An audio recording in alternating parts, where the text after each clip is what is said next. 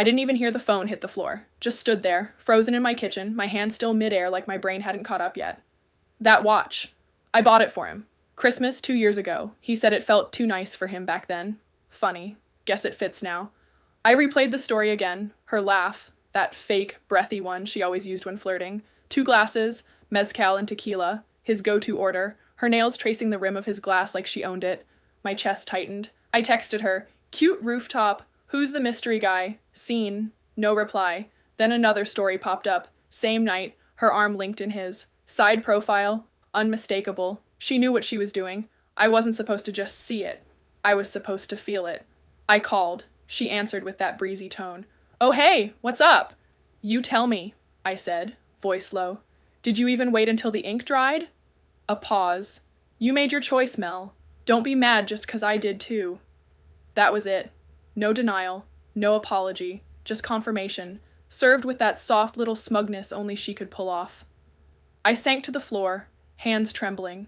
She'd been there through everything. My breakdowns, my doubts, all the nights I whispered, I don't know if I love him anymore. And all that time she'd been studying me, waiting. I wasn't escaping him. I'd been handing him to her, piece by piece. It didn't start with betrayal. Not obviously. At the time, it just felt like lunch between 2 tired women who'd both seen better days. I was halfway through stabbing a soggy Caesar salad when I muttered, Ryan's changed. He doesn't even look at me anymore. Like, really look. Vanessa barely blinked, just swirled her rosé and said, maybe it's time to stop waiting for him to. Her tone was light, but the words landed heavy. He's just tired, I said, though it sounded weak even to me. The business is growing and the kids. He's not tired, he's just done putting in effort because he thinks you'll stay no matter what. I blinked. She didn't flinch. Vanessa had this brutal way of slicing through my excuses without ever raising her voice. She was always sharper than me, newly divorced too. Her ex had drained her dry in court, and ever since she'd made it her mission to never be the fool again. Her new motto, take what you deserve. She said it like a toast, smiled while she sipped her wine. And maybe that's where it started, not the betrayal, the belief. That night I stood in front of my closet, brushing my fingers over designer dresses I never used to be able to afford. The walk-in had shelves now, custom lighting. I used to hang laundry to dry in our old place. I caught my reflection in the mirror, flawless makeup, tired eyes. I helped him build this, I whispered, like I needed to hear it out loud. And I had. I wasn't just some trophy wife who came in after the money. I was there when we could barely afford groceries, when his clients ghosted, when he nearly gave up after that first bad flip. So why was I now treated like a line item in the monthly budget? He micromanages everything except me, I told Vanessa a few days later. We were in her car, parked outside Trader Joe's. I feel invisible. You're not, she said. You're just undervalued. She pulled out her phone and showed me a screenshot of a lawyer's Instagram post. A quote, in bold white text on black. You don't owe loyalty to someone who treats you like an option. Then, without looking up, she said, you leave now, you could get half, maybe more. I didn't answer right away, but I didn't say no. That sentence settled into my chest like dust. Quiet at first, then thicker, heavier. I started looking at every interaction with Ryan through a new lens. The way he didn't text back. The way he rolled his eyes when I said I wanted to start painting again. The way he called my spending emotional. It stopped feeling like a marriage. It started feeling like I'd overstayed my usefulness. And suddenly, the idea of leaving wasn't terrifying. It was tempting. Looking back, the cracks had been there for a while. I just didn't want to admit they were spreading. Ryan started locking his office. Nothing dramatic. Just a soft click when the door shut behind him. At first I didn't think much of it, but then I realized he never used to. He stopped mentioning where he was traveling. I'd ask casually, where are you off to next week? And he'd just say, it's all last minute, you know how it is. No details, no invitations, no follow-up. We used to sit on the porch planning trips with paper maps and a bottle of wine. Now I got vague texts from airport lounges and a see you Sunday. At dinner, he barely looked up. When I'd ask him something, anything, it was like talking to a wall. And the nights?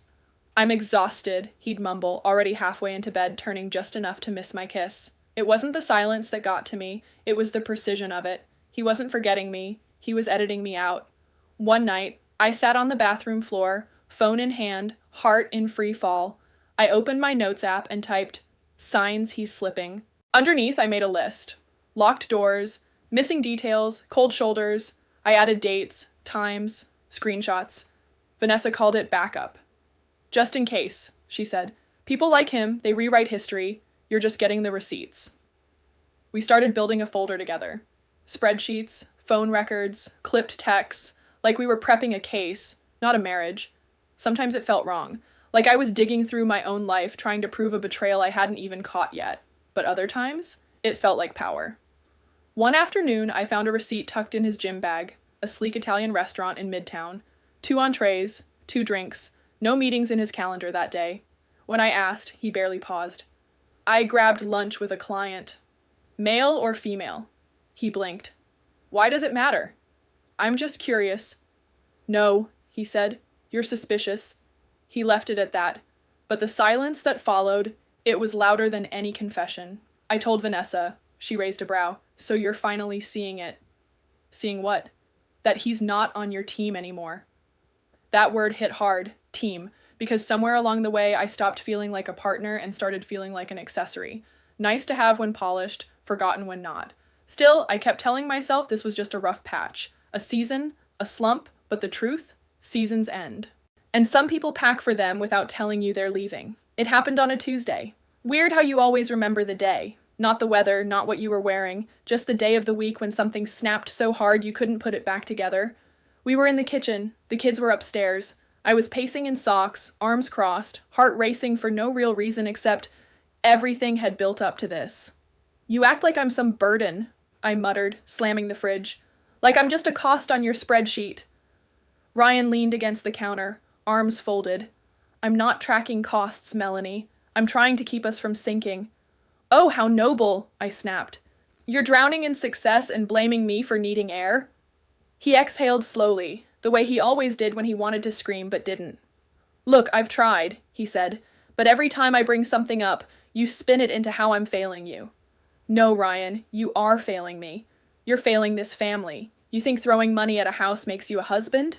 He looked tired, not angry, just hollow. I work to keep this house standing.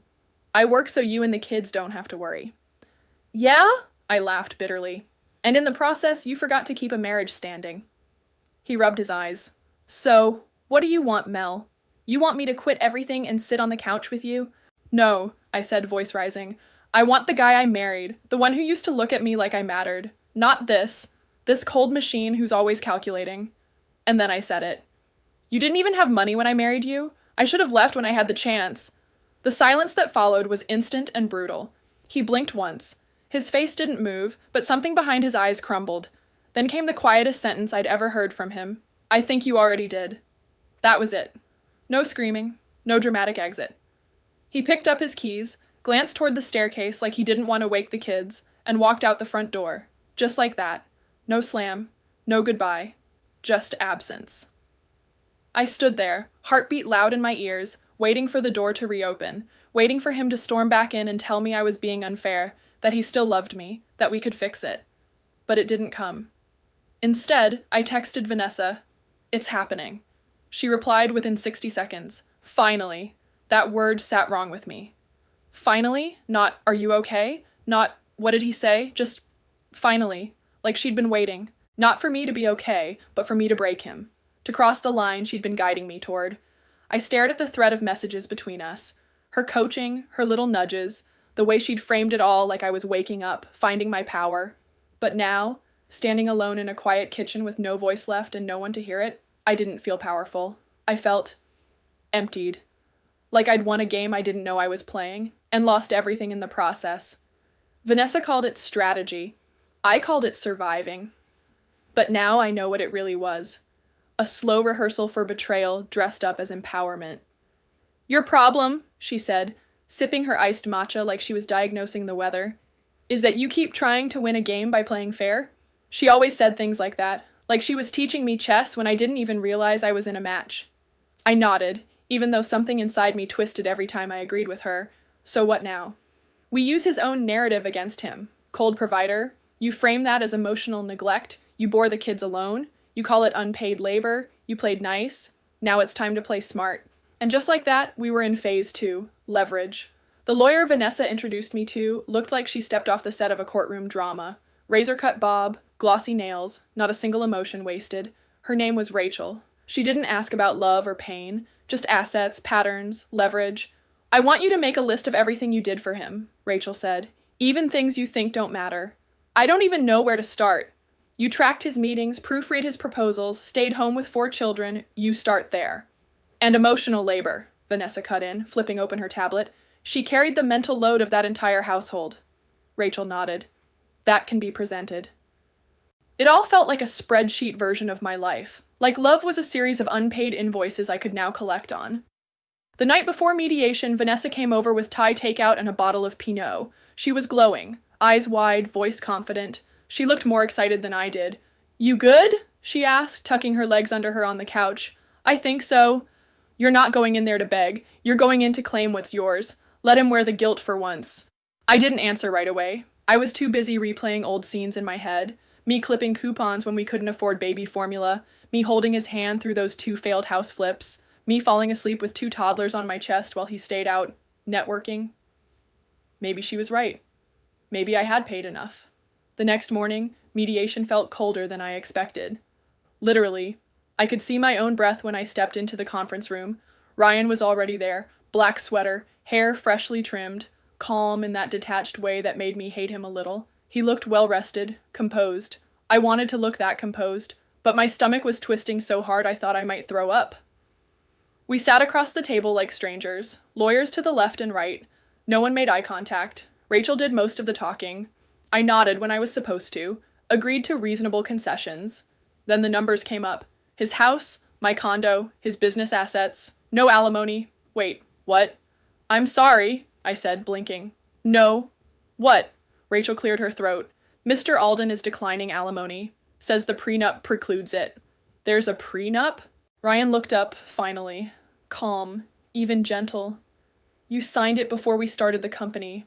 You said you didn't want a lawyer. You said you trusted me." I felt my cheeks go hot. I didn't know it meant this, that I'd get nothing. His voice was soft. "It meant you believed in me back then. That meant everything to me." Vanessa leaned in, whispering fast. "We can challenge that, say you signed under pressure." But I wasn't listening anymore. I was staring at the man I'd spent 14 years with, realizing he hadn't come to fight. He'd come to end it. Rachel tapped her pen. "Shall we proceed?" Ryan looked straight at me. "Melanie, is this really what you want?" I opened my mouth, but no sound came out. "Because if it is, I'm not going to stop you. I just need to hear you say it." My voice cracked. "I don't know anymore." "That's not good enough," he said gently. "You burned down the bridge." I just walked off it. The room froze. I felt my pulse in my neck, my temples, my fingertips. "You're leaving me with nothing," I whispered. He shook his head. "You had everything. You just stopped seeing it." My lawyer touched my wrist. "We need to respond." But I wasn't in that room anymore. I was back on our porch 7 years ago, sun on our faces, watching the kids run through sprinklers. I was hearing him say, "I'll build you anything you want." And I had let Vanessa convince me to tear it down. For leverage. We left the room without another word. He didn't look back, and I didn't reach forward. I moved into the condo 3 weeks later. The first night, the silence hit different. Not peaceful, not quiet. Hollow. Like someone had scooped the sound out of the walls. Vanessa texted, "Told you." He folded like paper. I didn't reply, because something about her tone made me sick. Not just because I was alone, but because I finally realized she hadn't coached me to win. She had coached me to break him, and I had let her. Now the house was his. The company, his. The kids still ran to him when they got scared. And me? I had a box full of receipts, and no one to show them to. 2 weeks after mediation, my inbox pinged. No subject line, no greeting, just an attachment. The name in the sender bar made my stomach twist. Ryan. I was already late picking up Caleb from school, hair still wet from a rushed shower. I almost didn't open it. I wish I hadn't. But I did. It was a PDF, clean white header, black ink, lab logo, words I couldn't quite process. Paternity analysis completed. Probability of paternity 0.0%. My throat went dry. The page blurred. I blinked hard, once, twice, hoping I'd misread. That it was a glitch, some typo. But no. My youngest, Caleb, wasn't Ryan's. I sank onto the edge of the bed, phone trembling in my hand. No message, no curse, no question, just the test. He knew, and he said nothing. The walls started closing in as I scrolled back through old memories, birthday photos, ultrasounds, Caleb crawling toward Ryan with those wide, trusting eyes. I remembered Ryan cradling him at 2 a.m. when I couldn't keep my eyes open. He'd sing to him, quietly, off-key, something about stardust and rocket ships. He never questioned anything, not once. I texted Vanessa in a panic. He knows. About Caleb. She took 10 minutes to respond. About time he found out. I blinked. You knew? 3 dots appeared. Disappeared. Then a full message. I always had my suspicions. That kid doesn't look like him. But hey, you weren't the only one having a rough patch. My mouth went dry. You told me not to say anything. You said it wasn't a big deal. Her reply was instant. Because it wasn't. Until now. I dropped the phone. Because suddenly it wasn't just guilt. It was shame. And worse, betrayal. The kind you help build, brick by brick, thinking you're protecting your life, only to realize you buried the wrong person underneath it. Josh. I hadn't thought about him in years. A harmless kiss in the break room, a few late-night texts that turned into something more one foggy night after work. I didn't know I was pregnant until months later. And by then, things had calmed down between Ryan and me. I'd convinced myself Caleb had to be his. I wanted him to be. Because if he wasn't, what did that make me? I curled up in a ball on the bed, clutching a pillow like it could soak up everything I was too scared to admit. That maybe I'd known, that maybe I'd just decided to live with it because denial was easier than destruction. Later that night, I checked the email again. Still no follow-up from Ryan, no dramatic call, no confrontation, just silence. And that somehow was worse. It wasn't revenge, it was release. He had let go, fully, completely, heartbreakingly, not just of me, but of the illusion of our family. The one we built, the one I broke. And I realized I hadn't just lost a husband. I'd lost the only man who loved a child that wasn't his without ever needing proof. Until I gave him a reason to look. The thing about Vanessa is, she never talked much about her divorce. Not in detail, just broad strokes. He was a manipulator. He knew all the legal loopholes. He left me with nothing but credit card debt and a ruined name. I used to nod, sip wine, and say things like, "Well, you're better off without him," while she picked at her salad and smiled with that flat, unreadable expression. But after my own wreckage was official, after the condo, the silence, the paternity test, I started to see things differently. I started asking questions. "Did you really get nothing?" I asked one night, halfway through a bottle of wine on my balcony. Vanessa stared ahead, barely blinking. I played nice. I thought I was being mature. He walked out with everything. Said it was all his because his name was on the paperwork. I waited for more. She didn't give it. So I did what I hadn't done before. I looked him up. It wasn't hard. She'd mentioned his name once, casually, months ago. A quick search later, and there he was. Jason Becker, corporate consultant, golf photos, baby face charm, LinkedIn full of buzzwords, and a Twitter account. Only a few posts, but one stuck out. Sometimes revenge doesn't come with fire. Sometimes it comes disguised as advice. It chilled me. I didn't know why, until he messaged me. It was 2 a.m. My phone buzzed, lighting up the darkness of my living room. "You're not her first pawn. Be careful." I stared at the screen for what felt like hours. The next day, I confronted her. "You used me," I said, quiet but shaking. She looked up from her phone like I'd interrupted her shopping list. "Excuse me?" Jason messaged me. Her eyes didn't even flicker. "And you believed him?" "He said I wasn't your first, that you coached me not to help me, but to hurt him through me." She laughed. "That's rich, coming from the man who drained my accounts and left me without rent money." "Maybe he did, but at least he didn't hide behind friendship." Her face hardened. "You think I made you say those things to Ryan? You think I forged your signature on the prenup? You were already unhappy. I just helped you stop pretending." "No," I whispered. "You helped me destroy something, and you stood there clapping while I burned it down." She smiled, not cruelly, almost softly. "And would you have done it if I hadn't been there?" I didn't answer, because the truth hurt worse than any lie. I would have. But I wouldn't have done it this way.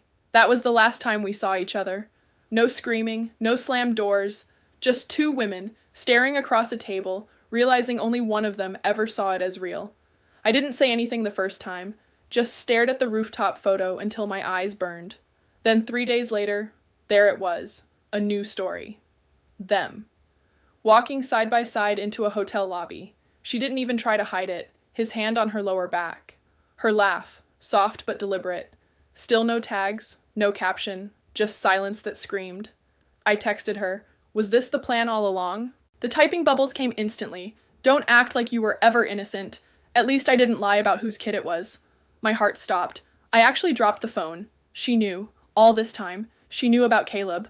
And she'd waited until I was fully stripped bare to use it like a blade. Not just betrayal, not just revenge. This was exposure. Weaponized. My hands were shaking as I typed. You said it didn't matter. You said it was just a rough patch. Her reply, yeah, yours. I stared at the screen, breath stuck in my chest. She wasn't just done with me. She was unmaking me piece by piece, and loving every second of it. I didn't call, didn't text. I just walked into her office like I was running on autopilot, heart pounding through my coat. She looked up from her laptop, tilted her head with that same smug half smile, like I was there to drop off dry cleaning. Wow, surprise visit? I just want one thing, I said, barely recognizing my own voice. The truth. How long? She blinked once. Long enough. Something inside me cracked. You used me. She set her pen down slowly. No, I warned you. You just liked the sound of your own victim story too much to hear it. I took a step closer. You planned this. You lit the match and handed me the gas. And while I burned everything down, my marriage, my family, you stood there smiling like you'd already moved in. Her voice dropped. You were never losing him. You gave him away. I just picked up what you didn't want to carry. I stared at her, willing her to flinch. She didn't. Just sat there, perfectly still, as if I was the one unraveling. And maybe I was. And in that moment, I realized the truth wasn't going to heal anything. It was just going to finish the job. I sent the apology. Typed it, deleted it, typed it again. Read it out loud 3 times before finally pressing send. He never wrote back, didn't block me, didn't react, just left me on read. And honestly, that stung more than any "I hate you" ever could have. The kids still see him regularly. He picks them up with snacks in the car, never late. Texts them goodnight even when they're with me. Even Caleb, who doesn't know the truth, he still lights up when Ryan walks in like nothing ever happened. I don't fight for full custody anymore. I don't think I even deserve it. Some days, I catch my reflection mid-laundry and flinch, because I see it now. Not just what I did, but why I did it. I called it power. Really, it was panic. I thought I was claiming something. Turns out, I was surrendering to everything I swore I'd never become. I remember sitting in my car outside Ryan's house one night, engine running. The porch light clicked on, and through the window, I saw them, all of them, laughing over dinner. My spot wasn't empty. It had just adjusted.